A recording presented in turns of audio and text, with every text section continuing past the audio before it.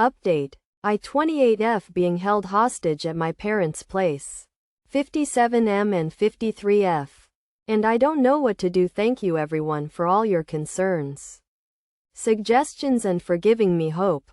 I didn't want to update sooner because it struck me very late that there is a small possibility my brother uses Reddit. The chances of him coming across this post were slim, but I didn't want to risk anything. In short, I ended up running away from home. I'm still contemplating if the decision I took was too extreme for the situation, but I think I'll go crazy if I go down that rabbit hole.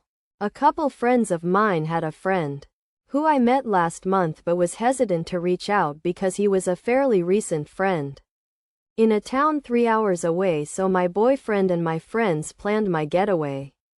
I was constantly surrounded by my relatives' parents to plan things. But for everyone reading, I am of sound mind and the decision to do this was mine alone. I snuck out the night we came back home from my relatives on the pretext of going for a walk, but I know they'd probably have found out not too long after I left. My friend was waiting in his car close to my place and he drove me to the airport. It was perfect because booking a cab would have had issues with timing. I didn't know when would be a good time to sneak out, so having a friend around gave me the flexibility to sneak out at my own convenience. The priority was getting out of the country as soon as possible without even knowing what the best way was to get to Australia. This was also crazy timing with the Indigo fiasco. Not sure if it helped or hurt our chances.